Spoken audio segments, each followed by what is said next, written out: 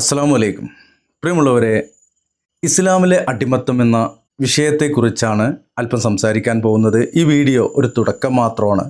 ഇത് സംബന്ധമായിക്കൊണ്ട് അടിമത്തം ഇസ്ലാമിൽ ഉണ്ടോ, അടിമത്തത്തിന് ഇസ്ലാം പ്രോത്സാഹനം നൽകുന്നുണ്ടോ, അടിമത്തം സംബന്ധമായിക്കൊണ്ട് പരിശുദ്ധ ഖുർആൻ എന്താണ് പറയുന്നത്, ഈ ആധുനിക കാലഘട്ടത്തിൽ അടിമത്തം എന്നുള്ള ആ ഒരു കാര്യം പറഞ്ഞുകൊണ്ട് ഇസ്ലാമിൻ്റെ ശത്രുപക്ഷത്ത് നിൽക്കുന്ന ആളുകൾ, അതിൽ പ്രത്യേകിച്ച് നവനാസ്തികർ ഇന്ന് അക്രമം അഴിച്ചു വിടുന്ന അല്ലെങ്കിൽ വിമർശനം അഴിച്ചു വിടുന്ന ഒരു സാഹചര്യം എന്താണ് എന്നുള്ളതാണ് പറയാൻ ഉദ്ദേശിച്ചിട്ടുള്ളത്. അടിമത്തം സംബന്ധിച്ച് പല ആളുകളും പല കോണിൽ നിന്നും പലതരത്തിലുള്ള ചർച്ചകൾ നാം ഏവരും കേട്ടതാണ്. ഇസ്ലാം അടിമത്തത്തെ പ്രോത്സാഹിപ്പിക്കുന്നു, ഇസ്ലാമിൽ അടിമത്തം ഇന്നും നിലനിൽക്കുന്നു, ഇസ്ലാം ഇനിയും അടിമത്തത്തിലേക്കാണ് പോയിക്കൊണ്ടിരിക്കുന്നത് എന്ന തലത്തിലൊക്കെ ചില ആളുകൾ ഓൺലൈനായും ഓഫ്ലൈനായും സംസാരിക്കാറുണ്ട്. ഇന്നലെ എനിക്ക് ഒരു സുഹൃത്ത് അയച്ചു തന്ന ഒരു പോസ്റ്ററാണ് നിങ്ങളിപ്പോൾ കാണുന്നത്. ഹെഡിങ്ങിൽ സംവാദം എന്നാണ് കൊടുത്തിട്ടുള്ളത്. അതിന് ചുവട്ടിൽ ഇസ്ലാമിലെ അടിമത്തം എന്നാണ് വിഷയം കൊടുത്തിട്ടുള്ളത്. ഇത് ഈ മാസം നടക്കാനിരിക്കുന്ന ഒരു സംവാദമാണ്. നടക്കുമോ നടക്കില്ലേ എന്നുള്ളത് മറ്റൊരു കാര്യം. നടന്നാൽ നടന്നു. ഇനി അതുമാത്രമല്ല, ഈ സംവാദത്തിനൊരു പ്രത്യേകത കൂടിയുണ്ട്. ഇതിൻ്റെ വിഷയം പറയുന്നത് ഇസ്ലാമിലെ അടിമത്തം, സ്ലാവറി എന്നുള്ള ആ വിഷയത്തെ സംബന്ധിച്ചാണ്. അതിൽ ഇസ്ലാമിന് വിരുദ്ധമായിക്കൊണ്ട് എതിർചേരിയിൽ നിൽക്കുന്നത് എക്സ് മുസ്ലിം എന്ന് അവകാശപ്പെടുന്ന നവനാസ്തികനായ, ഇസ്ലാമിനെ വിമർശിക്കുക എന്ന ആ ഒരു ലക്ഷ്യത്തോടെ മാത്രം ഇറങ്ങിയിട്ടുള്ള ലിയാഖത്ത് അലിയാണ്. ലിയാഖത്ത് അലി ഇന്ന് കേരളക്കരയാകെ അറിയപ്പെടുന്ന ആളാണ്. ഇസ്ലാമിനെ വിമർശിച്ചു കൊണ്ടിരിക്കുക എന്നൊരൊറ്റ കാരണം കൊണ്ട്. ഇസ്ലാമിക അടിമത്തം എന്ന ആ വിഷയത്തിൽ സംവാദമാണല്ലോ, അപ്പോൾ ഒരു എതിർചേരി ഉണ്ടല്ലോ. അതിൽ സംസാരിക്കുന്നത് രാഹുൽ ഈശ്വർ എന്ന് പറയുന്ന വ്യക്തിയാണ്. ശബരിമല തന്ത്രി കുടുംബത്തിൽപ്പെട്ട വലതുപക്ഷ ഹിന്ദുത്വ രാഷ്ട്രീയമുള്ള രാഹുൽ ഈശ്വറാണ് ഇസ്ലാമിന് വേണ്ടിയിട്ട് സംസാരിക്കുന്നതെന്ന് അറിഞ്ഞപ്പോൾ അടിപൊളി, വാ പോവാം എന്നാണ് ആദ്യം ചിന്തിച്ചത്. പിന്നീട് നടക്കട്ടെ എന്ന് കരുതുകയും ചെയ്തു. ഇവിടെ ആദ്യമേ ഒരു കാര്യം പറയാം.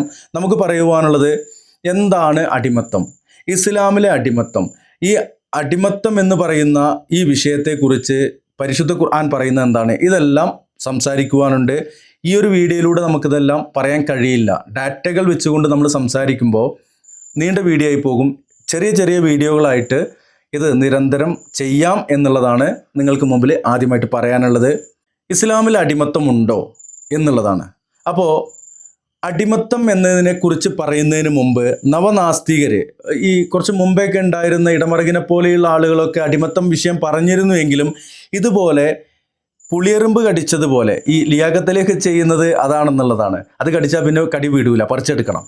എന്തുകൊണ്ടാണ് ഇപ്പോൾ ലിയാഖത്ത് അലിയെ പോലെയുള്ള ആളുകൾ അടിമത്തം എന്ന വിഷയവുമായിട്ട് ഇറങ്ങിയിട്ടുള്ളത് എന്നുള്ളതാണ്. ഒന്നാമതായിക്കൊണ്ട് പറയുവാനുള്ളത് IS എന്ന് പറയുന്ന, ചുരുക്കി പറയുന്ന IS ഭീകരർ എന്നൊക്കെ പറയാറുണ്ടല്ലോ.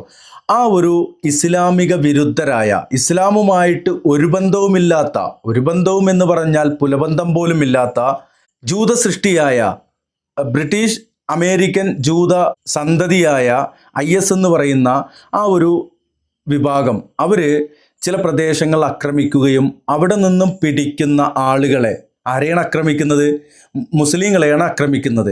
IS പറയുന്നത് എന്താണ്? അവർ ഇസ്ലാമാണെന്നാണ് പറയുന്നത്. ലോക മുസ്ലിങ്ങൾ ആഗോളതലത്തിൽ പറയുന്നു ISന് ഇസ്ലാമുമായിട്ട് ഒരു ബന്ധവുമില്ല.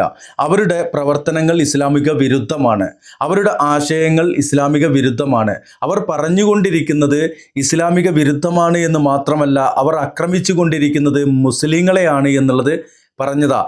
കഅബാലയത്തിൽ ഇമാമായിരുന്ന സുദൈസ് അടക്കം ആ ഒരു വിഷയത്തിൽ പ്രഭാഷണം നടത്തിയിരുന്നു, ഖുതുബയിൽ പറഞ്ഞിരുന്നു ISന് ഇസ്ലാമുമായിട്ടൊരു ബന്ധമില്ല. എന്നാൽ ഈ IS എന്ന് പറയുന്ന ഭീകര പ്രസ്ഥാനം, ഭീകര സംഘടന, അവർ ചില പ്രദേശങ്ങൾ ആക്രമിക്കുകയും അവിടെ നിന്നും പിടിക്കുന്ന, അത് മുസ്ലിങ്ങളായിരിക്കും കൂടുതൽ, അവരെ പിടിച്ചുകൊണ്ട് അടിമകളാക്കിയിട്ട് ലൈംഗിക തൊഴിലാളികളാക്കിക്കൊണ്ടൊക്കെ നടക്കുന്നു എന്നുള്ള വിദേശ ചാനലുകളുടെയും നമ്മുടെ നാട്ടിലെ തൽപരകക്ഷികളായ ചില മാധ്യമങ്ങളുടെയും റിപ്പോർട്ട്. ആ റിപ്പോർട്ടിൻ്റെ അടിസ്ഥാനത്തിൽ ഈ അടുത്ത കാലത്ത് തുടങ്ങിയതാണ് ഇസ്ലാമിൽ അടിമത്തമുണ്ട്, ഇസ്ലാം അടിമത്തത്തിന് വേണ്ടി ജീവിക്കുന്നവരാണ് എന്ന തരത്തിലുള്ള കാര്യങ്ങൾ പറയൽ. സത്യത്തിൽ ഇസ്ലാം അടിമത്തത്തെ എങ്ങനെയാണ് വീക്ഷിക്കുന്നത്, എങ്ങനെയാണ് സമീപിക്കുന്നത്, ഇസ്ലാം അടിമത്തം പ്രോത്സാഹിപ്പിക്കുന്നുണ്ടോ എന്നെല്ലാം നമുക്ക് പറയാം എന്ന് പറഞ്ഞിട്ടുണ്ട്. ഇതിൽ സംസാരിച്ച് വരുമ്പോൾ ഡാറ്റ കളക്ട് ചെയ്തുകൊണ്ട് അത് പഠിച്ച് പറയുവാനുള്ളൊരു സമയവും സാഹചര്യവും അല്ല, പെട്ടെന്ന് പറഞ്ഞു പോവുകയാണ്. എന്തെങ്കിലും വിട്ടുപോയിട്ടുണ്ടെങ്കിൽ അടുത്ത ഇത് സംബന്ധമായിട്ടുള്ള വീഡിയോകളിൽ അത് ചേർക്കുന്നതുമാണ്. അടിമത്തം എന്നാൽ എന്താണ്? ലോകത്ത് അടിമത്തം ഉണ്ടായിരുന്നോ? ലക്ഷക്കണക്കിന് ആളുകൾ അടിമകളായി ജീവിച്ചിരുന്ന, യാതനകളും വേദനകളും അനുഭവിച്ചിരുന്ന ഒരു കാലഘട്ടം ഉണ്ടായിരുന്നു. അടിമത്തം എന്നാണ് നിരോധിക്കപ്പെട്ടത്? ഈ അടുത്ത കാലം വരെ പല രാഷ്ട്രങ്ങളിലും അടിമത്തം ഉണ്ടായിരുന്നു. 19-ാം നൂറ്റാണ്ടിലാണ് അടിമത്തം നിരോധിക്കപ്പെട്ടത് എന്ന് പറയുന്നുണ്ട്. എന്നാൽ 1981 വരെയും 70-ലാണ് ഒരു രാഷ്ട്രത്തിൽ നിരോധിക്കപ്പെടുന്നത്. അതെല്ലാം ഡാറ്റ പറയുമ്പോൾ ഏതാണ് രാഷ്ട്രമെന്ന് പറയാം, അല്ലെങ്കിൽ ചിലപ്പോൾ പക്ഷാഭേദം തോന്നിപ്പോകും. 81 എന്ന് പറയുമ്പോൾ ഞാൻ ജനിക്കുന്ന വർഷത്തിലടക്കം ചില രാഷ്ട്രങ്ങളിൽ അടിമത്തം ഉണ്ടായിരുന്നു. അതിന് ശേഷവും അനൗദ്യോഗികമായിക്കൊണ്ട് ചില ആഫ്രിക്കൻ രാഷ്ട്രങ്ങളിലൊക്കെ അടിമത്തം എന്ന് പറയുന്ന, സ്ലാവറി എന്ന് പറയുന്ന ഒരു സംവിധാനം ഉണ്ടായിരുന്നു. അത് പിന്നീട് ഇന്ന് ഈ 21-ാം നൂറ്റാണ്ടിൽ എവിടെയും പറഞ്ഞു കേട്ടിട്ടില്ല. ഔദ്യോഗികമായിട്ട് ഒരു രാഷ്ട്രത്തിലുമില്ല. എല്ലാ രാഷ്ട്രങ്ങളും അത് കുറ്റകൃത്യമായിക്കൊണ്ട് നിരോധിക്കപ്പെടുകയും ചെയ്തിട്ടുണ്ട്. എന്നാൽ ഈ 21-ാം നൂറ്റാണ്ടിൽ ഇപ്പോൾ ഇസ്ലാമിലെ അടിമത്തം എന്ന് പറഞ്ഞുകൊണ്ട് 1400 വർഷങ്ങൾ മുമ്പ് നടന്ന ചില കാര്യങ്ങൾ എടുത്തുകൊണ്ട് ചില തൽപര കക്ഷികൾ, ലിയാഖത്ത് അലിയെ പോലെ, അതുപോലെ തന്നെ ആരിഫ് ഹുസൈനെ പോലെ, അതുപോലെ തന്നെ ജബ്ര മാഷ പോലെയുള്ള ആളുകൾ ഇറങ്ങിയിരിക്കുന്നത് ISIS എന്ന് പറയുന്ന ഇസ്ലാമിക വിരുദ്ധ തീവ്രവാദ ഭീകരവാദ പ്രസ്ഥാനത്തിൻ്റെ പ്രവർത്തനങ്ങൾ അത് ഇസ്ലാമിലേക്ക് ചേർത്ത് പറഞ്ഞുകൊണ്ടാണ്. അവിടെ തന്നെ ഇത് കളങ്കമാണ് എന്നുള്ളത് നമുക്ക് മനസ്സിലാക്കാൻ കഴിയും. ആരാണ് അടിമകൾ, എങ്ങനെയാണ് അടിമകൾ ഉണ്ടാവുന്നത് എന്നുള്ളതാണ്. പണ്ട് കാലത്ത് ഇന്നത്തെ പോലെ ഇന്ന് പല രാഷ്ട്രങ്ങളും അവർക്ക് ബോർഡർ സെക്യൂരിറ്റി ഉണ്ട്, അതുപോലെ തന്നെ മറ്റുള്ള പട്ടാള സംവിധാനങ്ങളുണ്ട്, മിലിറ്ററി ഫോഴ്സ് ഉണ്ട്, അതുപോലെ പോലീസ് സംവിധാനങ്ങളൊക്കെ ഉണ്ട്. ഇതൊന്നും ഇല്ലാതിരുന്ന കാലത്ത് രാജ്യങ്ങൾ എന്നുള്ളത് വലിയ വലിയ രാജ്യങ്ങൾ എന്നല്ലാതെ ചെറു രാജ്യങ്ങൾ പോലും ഇല്ലാത്ത ഗോത്രങ്ങൾ തമ്മിൽ പോരടിച്ചിരുന്ന ഒരു കാലഘട്ടത്തിൽ അന്ന് അങ്ങോട്ടും ഇങ്ങോട്ടും ഗോത്രങ്ങൾ തമ്മിൽ, ഒരു ഗോത്രം എന്ന് പറഞ്ഞാൽ കുറച്ച് ഏറെ ആളുകളുള്ള സമൂഹമായിട്ട് ജീവിക്കുന്ന ആളുകൾ അങ്ങോട്ടും ഇങ്ങോട്ടും പോരാട്ടം നടക്കുന്ന സാഹചര്യത്തിൽ ഒരു ഗോത്രം മറ്റൊരു ഗോത്രത്തിൻ്റെ മേൽ ആധിപത്യം സ്ഥാപിക്കുമ്പോൾ, മറ്റൊരു ഗോത്രത്തെ പരാജയപ്പെടുത്തുമ്പോൾ അതിലുള്ള ആളുകളെ ഒന്നുകിൽ ക്രൂരമായി വധിച്ചു കളയുക എന്നുള്ളതായിരുന്നു. അതല്ലാത്ത സാഹചര്യത്തിൽ പിടിച്ചു കൊണ്ടുപോരുക, ബന്ദികളാക്കുക എന്നുള്ളതാണ്. ഇന്നത്തെ കാലത്ത് യുദ്ധങ്ങൾ നടക്കുമ്പോൾ, ആധുനിക കാലഘട്ടത്തിൽ യുദ്ധം നടക്കുമ്പോൾ സാധാരണഗതിയിൽ പട്ടാളക്കാർ മറ്റു രാഷ്ട്രത്തിൻ്റെ പട്ടാളക്കാരെ പിടിച്ചു കൊണ്ടുവരും. അത് യുദ്ധക്കുറ്റവാളികളായിക്കൊണ്ട് ജയിലിലടക്കാറുമുണ്ട്. ഇങ്ങനെ ഈ കാലഘട്ടത്തിലും നടക്കുന്നുണ്ട്. ഇത് പട്ടാളക്കാരല്ലാത്ത ആളുകളെയും ചില പ്രസ്ഥാനങ്ങളും രാജ്യങ്ങളൊക്കെ പിടിക്കാറുണ്ട്. വാർ പ്രിസണേഴ്സ് ആയിക്കൊണ്ട് അവർ ജയിലിൽ പാർപ്പിക്കാറുമുണ്ട്. എന്നാൽ നേരത്തെ പറഞ്ഞ ആ ഒരു ഗോത്ര കാലഘട്ടത്തിൽ രാജ്യ സംവിധാനങ്ങളോ പട്ടാളമോ അല്ലെങ്കിൽ രാജ്യഭരണമോ ഒന്നുമില്ലാത്തൊരു കാലഘട്ടത്തിൽ അവർക്കിതുപോലെയുള്ള പ്രിസണേഴ്സിനെ, ഈ യുദ്ധക്കുറ്റവാളികളെ അവരെ പിടിച്ചു കൊണ്ടുവന്നാൽ പാർപ്പിക്കുവാൻ ഷെൽട്ടറുകളോ അല്ലെങ്കിൽ ഈ കോൺസെൻട്രേഷൻ ക്യാമ്പുകളോ ജയിലുകളോ ഒന്നും ഇല്ലാത്ത സാഹചര്യത്തിൽ ഇങ്ങനെ പിടിക്കുന്ന ആളുകളെ വധിക്കാതിരിക്കുന്ന സാഹചര്യത്തിൽ അവർ അടിമകളാക്കി കൊണ്ടു നടക്കുമായിരുന്നു. അത് ഒരു ഗോത്രത്തിന് അവരുടെ സംരക്ഷണം ഏൽക്കാൻ കഴിയാത്തത് കാരണമായിക്കൊണ്ട് ഗോത്രത്തിലുള്ള പല വ്യക്തികൾക്ക് ഇവ വീതിച്ചു നൽകുമായിരുന്നു, വിഹിതമായിട്ട് നൽകുമായിരുന്നു. ഈ ആളുകളെ അവരുടെ സുഖജീവിതത്തിന് വേണ്ടിയിട്ട് ജോലി ചെയ്യിപ്പിച്ചും അവരുടെ മറ്റു കാര്യങ്ങളിലേക്ക്, അതോടൊപ്പം ക്രൂര വിനോദത്തിൻ്റെ ഭാഗമായിക്കൊണ്ട് ക്രൂരമായി മർദ്ദിക്കുകയും അവർക്ക് ആവശ്യമില്ല എന്ന് തോന്നിയാൽ വധിച്ചു കളയുകയും, അതുപോലെ അതിൽ സ്ത്രീകളുണ്ടെങ്കിൽ ആ സ്ത്രീകളെ അവർ ലൈംഗികമായിട്ട് ഉപയോഗപ്പെടുത്തുകയൊക്കെ ചെയ്യുന്ന ഒരു കാലം. അത് 6-ാം നൂറ്റാണ്ടിൽ തുടങ്ങിയതല്ല, അല്ലെങ്കിൽ 2000 കൊല്ലം മുമ്പേ ഈസാ നബി ജീവിക്കുന്ന കാലത്തും തുടങ്ങിയതല്ല, അതിനു മുമ്പേ മൂസാ നബിയുടെ കാലത്തും മോശയുടെ കാലത്തും തുടങ്ങിയതല്ല. അതിനും വർഷങ്ങൾ മുമ്പ് പ്രാചീന ഈജിപ്തിൽ അടിമ സമ്പ്രദായം ഉണ്ടായിരുന്നു, വ്യവസ്ഥയുണ്ടായിരുന്നു എന്നുള്ളത് ചരിത്രം പരതിയാൽ നമുക്ക് മനസ്സിലാക്കാൻ കഴിയും. ഇസ്ലാമിനെ മാത്രം ആക്ഷേപിക്കുകയും അടിച്ചമർത്താൻ ശ്രമിക്കുകയും ചെയ്യുന്ന നവനാസ്തികർ എന്ന് പറയുന്ന യുക്തിയില്ലാത്ത യുക്തിവാദികൾ, നിങ്ങളോട് ഈ ഒരു അർത്ഥത്തിൽ ഈ ഒരു വിഷയത്തെ പറയാൻ കഴിയുള്ളൂ. പ്രാചീന ഈജിപ്തിൽ അത് ഉണ്ടായിരുന്നു എന്നുള്ളതിൻ്റെ തെളിവ് പിരമിഡ് നിർമ്മാണം നടക്കുന്ന കാലഘട്ടത്തിൽ ഫറോവമാരെ അടിമകളെ കൊണ്ട് ജോലി ചെയ്യിപ്പിച്ചിരുന്നു, പിരമിഡ് നിർമ്മാണത്തിന് ഉപയോഗിച്ചിരുന്നു എന്നുള്ളതാണ്. അന്നത്തെ കാലത്ത് ഈജിപ്തിൽ ഉള്ള വലിയ വലിയ കൊത്തുപണികളുള്ള കല്ലുകൾ, അതുപോലെ സ്തൂപങ്ങൾ, മറ്റുള്ള കാര്യങ്ങളൊക്കെ പ്രതിമ പോലെയൊക്കെ ഉണ്ടാക്കുവാൻ വേണ്ടിയിട്ട് അടിമകളെ ഉപയോഗിച്ചിരുന്നു, അവരെ കൊണ്ട് ജോലി ചെയ്യിപ്പിച്ചിരുന്നു. ഈ അടിമകൾക്ക് ഭക്ഷണവും വസ്ത്രവും, നാമമാത്രമായ വസ്ത്രവും അവരുടെ ജീവൻ നിലനിർത്തുവാൻ മാത്രമുള്ള അല്പ ഭക്ഷണവും നൽകിയാണ് അവരെ കൊണ്ട് നടന്നിരുന്നത്. അതിൽ തന്നെ പുരുഷന്മാരെ അവർ ഷണ്ഡീകരിച്ചിരുന്നു എന്നുള്ളതാണ്. ഇന്നത്തെ പോലെ എന്തൊരു ശസ്ത്രക്രിയ ഉണ്ടല്ലോ, അങ്ങനെ ശസ്ത്രക്രിയ ചെയ്തുകൊണ്ടല്ല അവർ ഷണ്ഡീകരണം നടത്തിയിരുന്നത്. അവർ ആ ലൈംഗിക അവയവം മുറിച്ചു മാറ്റുകയാണ് ചെയ്തിരുന്നത്. ഇങ്ങനെ മുറിച്ചു മാറ്റുന്ന സാഹചര്യത്തിൽ ചില ആളുകൾ മരണപ്പെട്ടു പോകും. മരണപ്പെടാതെ അതിൽ നിന്ന് രക്ഷപ്പെട്ടു വരുന്ന ആളുകൾ, ആ ആളുകൾക്ക് വലിയ വിലയാണ് അന്നും ഈ അടുത്ത കാലം വരെയൊക്കെ ലഭിച്ചിരുന്നതും. അപ്പോൾ അടിമത്തം എന്നുള്ളത് ഇസ്ലാം എന്നുള്ള ആ ഒരു പ്രത്യയശാസ്ത്രത്തിൻ്റെ ഭാഗമല്ല. ഇസ്ലാം അടിമത്തത്തെ പ്രോത്സാഹിപ്പിക്കുന്നില്ല, എന്നാൽ ഇസ്ലാം അടിമത്തത്തെ ഇല്ലായ്മ ചെയ്യുകയാണ്. ഇസ്ലാമിൻ്റെ വ്യക്തമായ കാഴ്ചപ്പാട്, പരിശുദ്ധ ഖുർആന് ദൈവിക ഗ്രന്ഥമാണ് എന്നുള്ളതിൻ്റെ അടയാളപ്പെടുത്തുന്ന ഒരു കാര്യം കൂടിയാണ് അടിമത്തം ഇസ്ലാമിൽ നിന്ന് എങ്ങനെ നിർമ്മാർജ്ജനം ചെയ്യാമെന്ന് പഠിപ്പിക്കുന്ന ഒരു കാര്യം. അതിനെക്കുറിച്ചെല്ലാം നമുക്ക് ആയത്തുകളും മറ്റും പറഞ്ഞുകൊണ്ട് വിശദീകരിക്കേണ്ടതാണ്. എന്നാൽ ഇന്ന് നാസ്തിക കുടുംബത്തിൽപ്പെട്ട ചില യുക്തിയില്ലാത്ത യുക്തിവാദികൾ, അവർക്ക് അടിമത്തമാണ് ഏറ്റവും വലിയ ഭൂലോക പ്രശ്നം എന്ന നിലക്കാണ് അവർ സംസാരിച്ചുകൊണ്ടിരിക്കുന്നത്. അടിമത്തം മാത്രമാണോ മോശപ്പെട്ടൊരു സംവിധാനം ഉള്ളത്? മദ്യം ഉപയോഗിക്കുന്നത്, അത് വിൽക്കുന്നതും വാങ്ങുന്നതും കുടിക്കുന്നതും, ഇനി മദ്യം മാത്രമല്ല, ലഹരി എന്തുണ്ടോ അത് ഉപയോഗിക്കുന്നത്, വിൽക്കുന്നത്, വാങ്ങുന്നത് എല്ലാം തന്നെ ഇസ്ലാം കർശനമായി നിരോധിച്ചിട്ടുണ്ട്. അതുപോലെ തന്നെയാണ് പലിശ എന്ന് പറയുന്ന കാര്യം. അത് കൊടുക്കുന്നതും വാങ്ങുന്നതും അതിൻ്റെ കണക്കെഴുതുന്നതടക്കം അതുപോലും ഇസ്ലാം വളരെ കർശനമായിക്കൊണ്ട് നിരോധിച്ചിട്ടുണ്ട്. അതോടൊപ്പം തന്നെ വ്യഭിചാരവും ഇസ്ലാം കർശനമായിക്കൊണ്ട് നിരോധിച്ചിട്ടുണ്ട്, നിഷിദ്ധമാക്കിയിട്ടുണ്ട്. അപ്പോൾ നവനാസ്തികർ ചോദിക്കുന്നത്, അല്ലെങ്കിൽ നാസ്തികവാദികളുടെ ആ ഒരു പാത പിന്തുടരാൻ ശ്രമിച്ചുകൊണ്ടിരിക്കുന്ന നാസ്തികത എന്താണ്, ഇസ്ലാം എന്താണ്, സ്ലേവറി എന്താണ് എന്നൊന്നും അറിയാത്ത ആളുകൾ ഇപ്പോൾ ചോദിക്കുന്നത്, ഇസ്ലാം ഇതെല്ലാം നിരോധിച്ചില്ലേ, ഈ സ്ലേവറി അടിമത്തം നിരോധിച്ചിട്ടില്ലല്ലോ എന്നുള്ളതാണ്.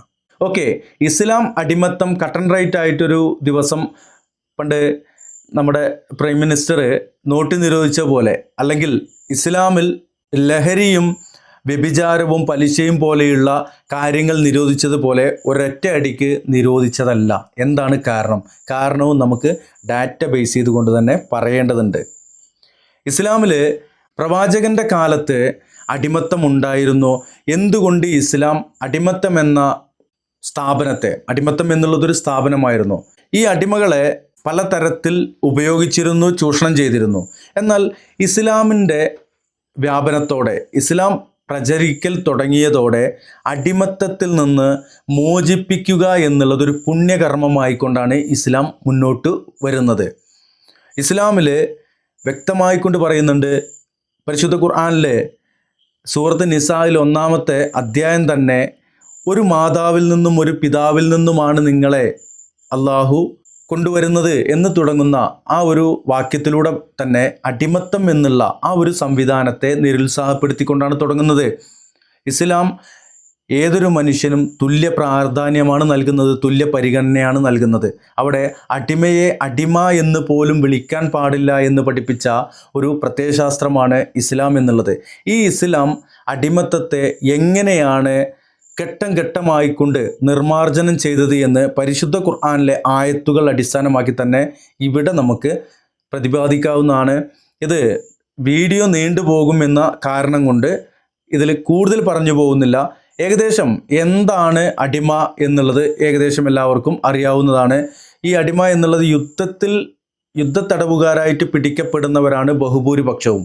അല്ലാത്ത നിലയ്ക്ക് കയ്യൂക്കിൻ്റെ ബലത്തിൽ അടിമകളെ പിടിച്ച് ബന്ധനസ്ഥരാക്കുന്ന ഒരു സംവിധാനവും പ്രാചീന കാലം തൊട്ടേ ഉണ്ട്. ശക്തനായ ഒരാൾ മറ്റൊരു ആളുടെ മേൽ കായികമായിക്കൊണ്ട് അക്രമം അഴിച്ചു വിട്ടുകൊണ്ട് അവനെ ബന്ധിച്ച് അവനെ അടിമയാക്കി കൊണ്ട് നടക്കുന്ന ഒരു സംവിധാനവുമുണ്ട്. പരിശുദ്ധ ഖുർആൻ വളരെ കണിശമായിക്കൊണ്ട് നിരോധിച്ചതാണ്. പണ്ട് മുതലേ ഉള്ള അടിമകൾ, ഇസ്ലാമിൻ്റെ അധ്യാപനം മക്ക മണലാരണ്യത്തിൽ തുടങ്ങുന്ന സമയത്ത് അടിമകളായിട്ടുള്ള ആളുകൾ അവരുടെ കാര്യത്തിൽ അവർക്ക് നീതി നൽകണം, അവരെ കുടുംബത്തോടൊപ്പം ചേർക്കണം എന്നൊക്കെ പറഞ്ഞുകൊണ്ട് അവർക്ക് അവരുടെ സംരക്ഷണത്തിൻ്റെ ഭാഗമായിക്കൊണ്ട് പല ആയത്തുകളും വചനങ്ങളും ഇറങ്ങിയിട്ടുണ്ട്.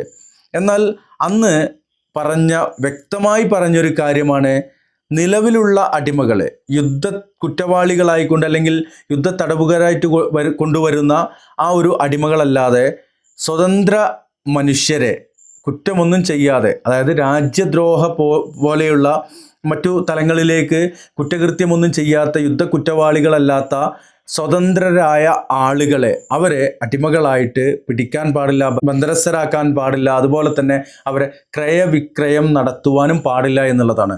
ആ ക്രയവിക്രയത്തിൻ്റെ കാര്യം പറഞ്ഞപ്പോഴാണ് ഈ അടിമത്തം എന്നുള്ളത് അവർ ക്രൂരമായിട്ട് അക്രമമേൽക്കുകയും അവർക്ക് മാരകമായ കഠിനമായ ജോലികൾ നൽകുകയും ചെയ്യുക മാത്രമല്ല, ഈ അടിമയുടെ ആ യജമാനനെ ഈ അടിമയെ ക്രയവിക്രയം നടത്തുവാനുള്ള, വിൽപ്പന ചരക്കാക്കുവാനുള്ള സ്വാതന്ത്ര്യവും ഉണ്ടായിരുന്നു. അതുമാത്രമല്ല, ഈ യജമാനൻ എന്ന് പറയുന്ന അടിമയുടെ ഉടമ അയാൾ മരണപ്പെട്ടു പോവുകയാണെങ്കിൽ യജമാനൻ്റെ മക്കൾക്കാണ് പിന്നീട് ഈ അടിമയിൽ അവകാശമുള്ളത്. അപ്പോൾ ഒരു അടിമയിൽ 4 മക്കളാണെങ്കിൽ 4 കഷ്ണം വെട്ടുക എന്നുള്ളതല്ല, അത് അന്നത്തെ ആ ഒരു നാട്ടു നടപ്പനുസരിച്ച് ആരെങ്കിലും ഒരാളത് സ്വീകരിക്കും എന്നുള്ളതാണ്. ഇവിടെ ഇസ്ലാം എവിടെയാണ് അടിമത്തത്തെ പ്രോത്സാഹിപ്പിച്ചത് എന്ന് ചോദിക്കുമ്പോൾ അതിന് ഇവർക്കാർക്കും ഉത്തരമില്ല. ഇവർ ആ ഒരു അർത്ഥത്തിൽ പറയാറുമില്ല.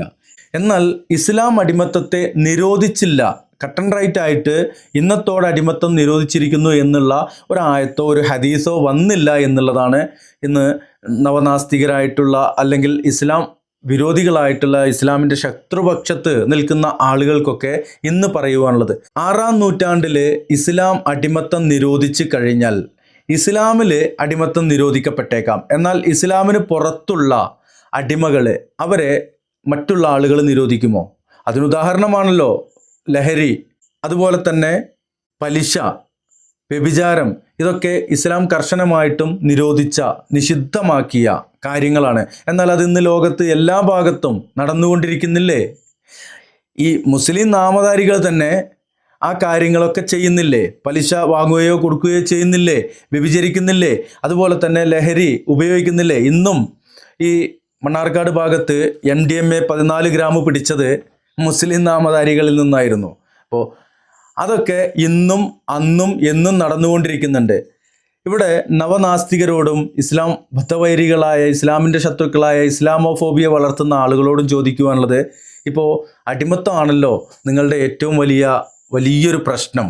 എന്നാൽ അടിമത്തം എന്നതിനപ്പുറമായിക്കൊണ്ട് ലഹരി, വ്യഭിചാരം, പലിശ ഇതെല്ലാം ഇസ്ലാം നിരോധിച്ചതാണ്. അതെല്ലാം ശരിയായിരുന്നു, അതെല്ലാം 100% 100% അത് കറക്റ്റാണ് എന്ന് ആ ഒരു കാര്യം അവിടെ മാറ്റി വെച്ചുകൊണ്ടാണോ നിങ്ങൾ അടിമത്തത്തിലേക്ക് മാത്രം വന്നിട്ടുള്ളത് എന്ന എളുപ്പമായിരുന്നു. അടിമത്തം മാത്രം വിശദീകരിച്ചാൽ മതിയായിരുന്നു.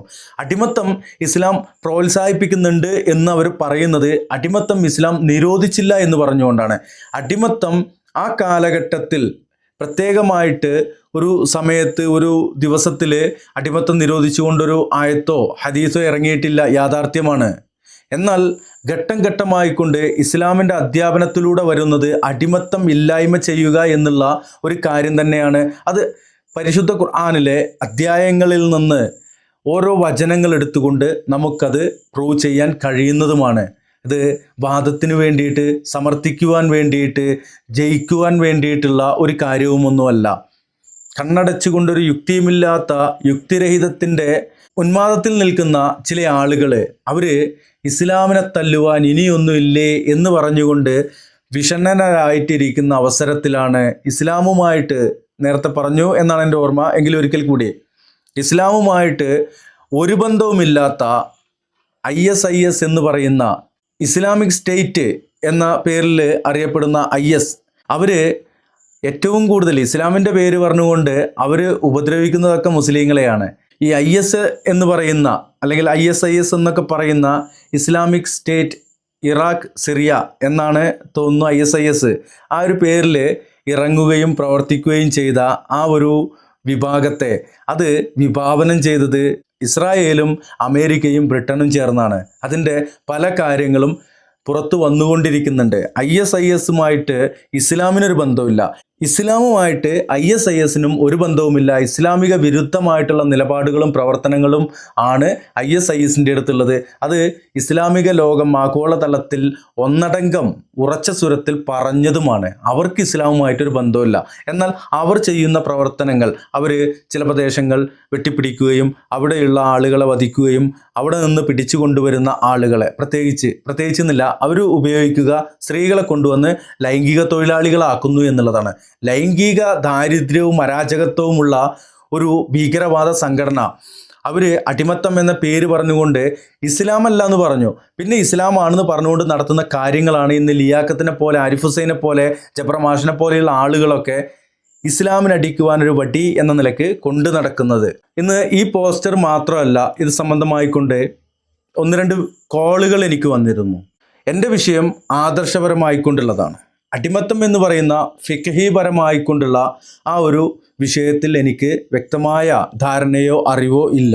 അപ്പോൾ ഇത് പഠിച്ച് പറയുക എന്നുള്ളതാണ്. ഇതിനെക്കുറിച്ച് പഠനം നടത്തുമ്പോൾ നമ്മൾ ഏകപക്ഷീയമായിക്കൊണ്ടുള്ള ഒരു പഠനമല്ല, അല്ലാത്ത നിലക്ക് തന്നെ ഖുർആൻ ഈ സ്ലാവറിയെ എങ്ങനെയാണ് സമീപിക്കുന്നത്, എങ്ങനെയാണ് കൈകാര്യം ചെയ്തത് എന്ന് പഠിക്കാൻ ശ്രമിച്ചപ്പോൾ രസകരമായ കുറേ കാര്യങ്ങളാണ് എനിക്ക് മനസ്സിലാക്കാൻ കഴിഞ്ഞത്. ആ കാര്യങ്ങൾ ഖുർആനിൻ്റെ വെളിച്ചത്തിൽ, ഖുർആൻ എങ്ങനെയാണ് അടിമത്തം നിർമാർജനം ചെയ്തത്, അത് ഘട്ടം ഘട്ടമായിട്ടാണ് നിർമാർജനം ചെയ്യുന്നത്. ഇസ്ലാമിക വീക്ഷണത്തിൽ അടിമത്തത്തെ സമീപിച്ചിരുന്നുവെങ്കിൽ ഒരേ ഒരു തലമുറ, ആ തലമുറയ്ക്ക് ശേഷം അടിമത്തം ഭൂലോകത്ത് ഉണ്ടാവില്ലായിരുന്നു. പിന്നെ എങ്ങനെയാണ് 19-ാം നൂറ്റാണ്ട് വരെയും 19-ാം നൂറ്റാണ്ട് കഴിഞ്ഞ് 1981 വരെയും 81-ന് ശേഷവും ഒക്കെ അടിമത്തം ചില രാഷ്ട്രങ്ങളിലുണ്ടായിരുന്നു. ഇനി ഇതിനിടയ്ക്ക് ഒരു കാര്യം കൂടി സൂചിപ്പിക്കാം. ഇത് സംബന്ധമായിക്കൊണ്ട് ഇൻഷാ അല്ലാഹ് നമ്മൾ മറ്റൊരു വീഡിയോയിൽ ഡാറ്റകൾ ഉൾപ്പെടുത്തിക്കൊണ്ട് തന്നെ നമ്മൾ വീഡിയോ ചെയ്യുമെന്ന് പറഞ്ഞിട്ടുണ്ട്. ഇസ്ലാം എന്ന് പറയുമ്പോൾ ഇസ്ലാമിനെക്കുറിച്ച് പഠിക്കുകയും ഇസ്ലാം പ്രാക്ടീസ് ചെയ്യുകയും ചെയ്യുന്ന ആളുകൾ, ആ വിഭാഗത്തെ മുസ്ലിങ്ങൾ എന്നാണ് പറയുക.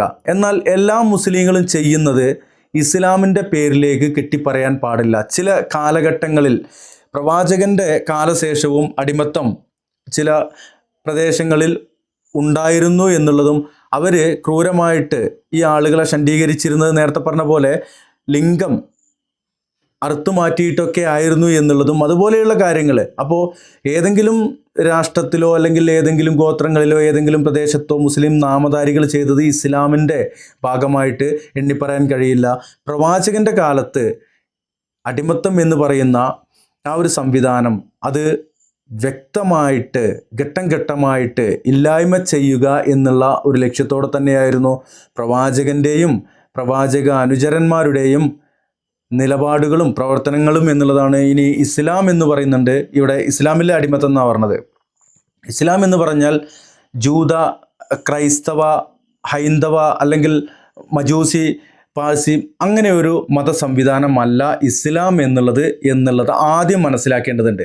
ഇപ്പോൾ ഈ പറയപ്പെട്ട ആളുകളെല്ലാം അവരുടെ എല്ലാ റബ്ബ് അള്ളാഹുവാണ്. അവർക്കെല്ലാം ഉള്ള ഗ്രന്ഥം പരിശുദ്ധ ഖുർആനാണ്. അവർക്കൊക്കെ വേണ്ടി ഈ ഭൂമിയിൽ അവതരിച്ച പുണ്യപ്രവാചകൻ. ഇങ്ങനെയാണ് ഇസ്ലാമിനെ വീക്ഷിക്കേണ്ടത്. എല്ലാവരും അള്ളാഹുവിനെ അനുസരിക്കുന്നവരാണ്. അള്ളാഹുവിനെ അംഗീകരിക്കാനുള്ള വൈമനസ്യം, അത് ഫ്രീ വില്ല്, ഇഖ്തിയാർ, വിവേചനാധികാരം അല്ലെങ്കിൽ വിവേചന ആ ഒരു സ്വാതന്ത്ര്യമുള്ളതുകൊണ്ട് ചില ആളുകൾ അംഗീകരിക്കുന്നില്ല, ആശ്രയിക്കുന്നില്ല, ആരാധിക്കുന്നില്ല. എന്നാൽ മറ്റുള്ള എല്ലാ തലത്തിലും അവർ ജനിച്ച ആ ഒരു കാലം മുതൽ അവർ ബുദ്ധി ഉറയ്ക്കുന്നത് വരെയും അവർ അനുസരിച്ചു കൊണ്ടാണ് പോയിട്ടുള്ളത്. ബുദ്ധി ഉറച്ച കാലത്തും അവർക്ക് ഇപ്പോൾ രാത്രി 12 മണിക്ക് സൂര്യൻ ഉദിക്കണമെന്ന് അവർ ആഗ്രഹിച്ചാൽ അവരുടെ എന്തൊക്കെ വിദ്യകൾ ഉപയോഗിച്ചാലും നടക്കില്ല. അത് സൂര്യൻ ആരാണോ നിയന്ത്രിക്കുന്നത്, ആ ഒരു അർത്ഥത്തിൽ ഇത് ഒരു വിഷയമായിട്ട് പറയേണ്ടത് തന്നെയാണ്. ഈ വിഷയം പറഞ്ഞു വന്നപ്പോൾ ഇപ്പോൾ ഒരുപാട് ടൈമായി, ഞാൻ ഈ വീഡിയോ വൈൻഡപ്പ് ചെയ്യാണ്. തീർച്ചയായിട്ടും ഇത് സംബന്ധമായിക്കൊണ്ട് തുടർന്നും വീഡിയോകളുണ്ടാവും. ഡാറ്റ വെച്ചുകൊണ്ട് തന്നെ സ്ലാബറിയുമായിട്ട് ലിയാഖത്ത് അലി താങ്കൾ വല്ലാതെ ചാടിത്തുള്ളേണ്ടതില്ല എന്നാണ് പറയാനുള്ളത്. അതോടൊപ്പം ഒരു കാര്യം കൂടി സൂചിപ്പിക്കുവാനുണ്ട്. ലിയാഖത്ത് അലി എന്ന് പറയുന്ന വ്യക്തി എക്സ് മുസ്ലിം ആണെന്നൊക്കെ പറയാറുണ്ട്, നാസ്തികനാണ്. ഇതിലൊക്കെ ഉപരിയായിക്കൊണ്ട് ഇസ്ലാം വിരോധികളാണ്. ഇസ്ലാം വിരോധം എന്നുള്ളതാണ് ഇവർക്ക് മെയിന്. അതോടൊപ്പം ഉപജീവനവും എന്നുള്ളതാണ്. അതെന്തോ ആവട്ടെ, ഇയാള് എനിക്ക് കുറച്ച് മുമ്പ് വിളിച്ചിരുന്നു, ഒരു വർഷത്തോളമായി. വിളിച്ചിട്ട് സാധാരണഗതിയിൽ ഒരു മനുഷ്യൻ വിളിക്കുമ്പോൾ സംസാരിക്കുന്ന രൂപത്തിൽ സംസാരിക്കുകയും ചെയ്തു. എന്നാൽ മൻസൂർ മണ്ണാർക്കാട് എന്ന് പറയുന്ന ഞാൻ എന്താണ്, എന്തായിരുന്നു, എന്തൊക്കെയാണ് ആ ഒരു രൂപത്തിലുള്ള എന്നെയാണ് വിളിച്ചത്. ഞാൻ അങ്ങോട്ട് വിളിച്ചിട്ട് അതെടുത്തിട്ട് യൂട്യൂബിലിട്ടിട്ട് മക്കൾക്ക് തിന്നാൻ കൊടുക്കുകയല്ല ചെയ്തത്. എനിക്ക് വിളിച്ചിട്ട് കണ്ടന്റ് ഉണ്ടാക്കുകയായിരുന്നു. എന്നെ വിളിച്ച് സംസാരിച്ച് അതിലൊരു വലിയ ഒന്നല്ല, പല കള്ളങ്ങളും ഒക്കെ പറഞ്ഞിട്ടുണ്ട്. വേണ്ടി വന്നാൽ നമുക്കത് സംബന്ധമായിക്കൊണ്ട് ഒഴിവാക്കിയിട്ടിരിക്കുകയായിരുന്നു. വലിയൊരു കള്ളം പറഞ്ഞ, അല്ലെങ്കിൽ കള്ളങ്ങൾ പറയുന്ന ഒരാൾ എത്ര തന്നെ എന്തിനെയൊക്കെ വിമർശിച്ചാലും ന്യായീകരിക്കാൻ ശ്രമിച്ചാലും അത്രയൊക്കെ ഉള്ളൂ എന്നുള്ളത് മനസ്സിലാക്കുക. യൂട്യൂബിൽ കോൾ റെക്കോർഡുകൾ അത് വീഡിയോ രൂപത്തിലിടുന്ന ആളാണ് ഞാനും. എന്നാൽ ഒരാളെയും അങ്ങോട്ട് വിളിച്ചിട്ട് എനിക്ക് ഉപജീവനത്തിന് വേണ്ടിയിട്ട് കണ്ടൻ്റ് ആക്കാൻ വേണ്ടിയിട്ട് ഞാൻ അങ്ങോട്ട് വിളിച്ചിട്ട് കണ്ടൻ്റ് ഉണ്ടാക്കാറില്ല.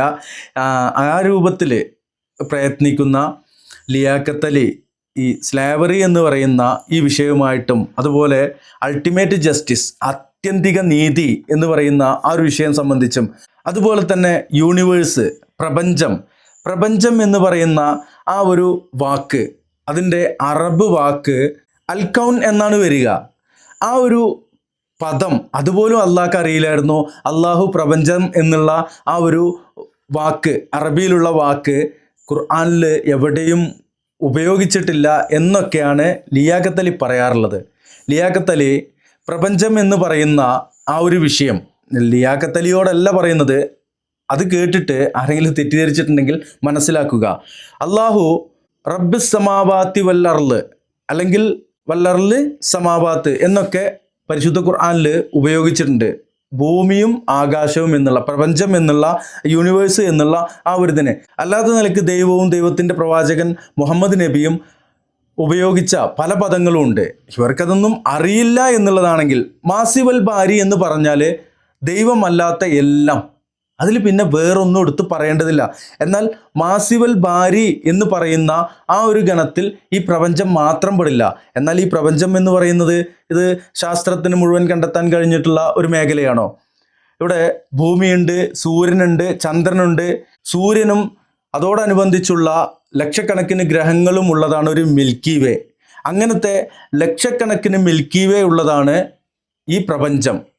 അപ്പോൾ കോടാനുകോടി ഗ്രഹങ്ങളും സൂര്യനും ചന്ദ്രനും ഭൂമിയും, ഇനി പരിശുദ്ധ ഖുർആൻ പറഞ്ഞത് ഭൂമികൾ എന്നുള്ളതാണ്. ഇതൊക്കെ ഉള്ളതാണ് ഈ പറയപ്പെട്ട പ്രപഞ്ചം. ഈ പ്രപഞ്ചത്തിൻ്റെ അപ്പുറം മറ്റു ചില കാര്യങ്ങൾ കൂടിയുണ്ട് എന്നുള്ളത് പരിശുദ്ധ ഖുർആൻ പഠിപ്പിക്കുന്നുണ്ട്. അപ്പോൾ പ്രപഞ്ചം എന്നതുകൊണ്ട് മാത്രമല്ല, ദൈവം എന്ന് പറയുന്ന ഏക ഇലാഹിൻ്റെ ആ ഒരു ശക്തി മാത്രമല്ല, ആ ശക്തിക്ക് പുറമെ ഉള്ളതെല്ലാം എന്ന് പറയുമ്പോൾ പ്രപഞ്ചം മാത്രമല്ല, അതിനപ്പുറവും കൂടിയും നമുക്ക് പഠിക്കേണ്ടതുണ്ട് എന്നുള്ളതാണ്. ഇപ്പോൾ ശാസ്ത്രം ഓരോ ഗ്രഹങ്ങളും ഓരോ മേഖലയും, ഇപ്പോൾ ഈ ഭൂമിയിലുള്ള എല്ലാ സ്ഥലം തന്നെ ശാസ്ത്രത്തിന് കണ്ടെത്താൻ കഴിഞ്ഞിട്ടില്ല എന്നുള്ളതാണ്.